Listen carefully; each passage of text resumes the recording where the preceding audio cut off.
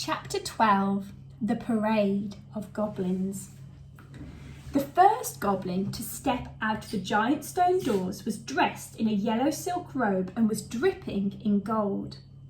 He had dozens of bracelets up his tiny arms and rings on every finger. His skin was papery and blotchy like stale cheese, and his bristly red hair was twisted into a knot on the top of his head. "Prince Grogber," Dad said, stepping out of the crowd and bending down on one knee. "We are honoured to have you staying with us." The little goblin looked up at Dad and grimaced. "I'm not Grogber, you noggin-bonked human." He reached inside his robe and pulled out a golden scroll. "I am the Royal Shouter." "We were expecting a prince," said the Molar sisters. "Grogber will arrive at precisely the right moment," said the Royal Shouter. He was pulling a face at me, Mom and Dad like we stank. "Where is he then?" yelled Mrs. Dunch from the top of the water slide. She was wriggling and slapping her tail about so much it was hard to concentrate. "I want to meet Princey Pooh." "Very tardy if you ask me," Reginald Blink said. He pulled out a pocket watch and glared at it, tutting. "Don't you know anything?" The Royal Shouter snapped at everyone. "A prince never turns up without a parade." "A parade? What's that for then?" asked the Molar sisters. "If there isn't a parade first, how are you supposed to know how many subjects the prince has? Or how rich and powerful and big and strong and amazing he is?" The Royal Shouter looked utterly disgusted at our lack of knowledge. "Now shut your mumbleholes and let me do my job." He unravelled the scroll, planted his feet wide and took a deep breath. "Presenting," he bellowed at the top of his tiny voice, "the Royal Advisors." There they are there, look. A gaggle of pompous-looking goblins marched out of the doors. Each one was wearing grander robes than the last, and despite only being as tall as my knees, they made me feel nervous. "The Royal Sorcerers." There they are.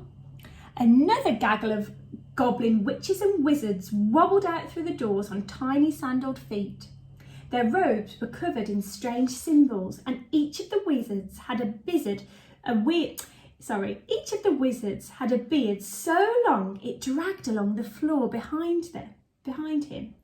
"Make way!" they shouted, and threw handfuls of pellets on the ground that exploded with bright red smoke. "Make way!" The Royal Musicians.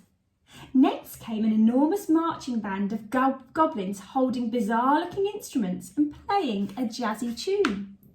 The Royal Shouter introduced jesters and servants and chefs and jugglers and acrobats.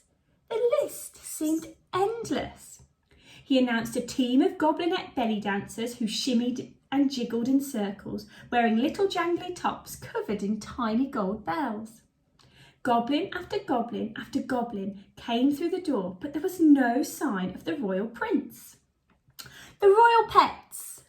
A group of goblins pulling oversized beetles on leads appeared next. The bugs click-clacked past like shiny black loaves of bread. The Royal Back Scratcher. There he is, look. He yelled out each goblin's name as they paraded through the doors into the hotel garden. The Royal Nose Blower, the Royal Blister Burster, the Royal Earwax Scrubber, the Royal Claw Clipper, the Royal Bath Runner, the Royal Toilet Flusher, the Royal Belly Button Flufferer.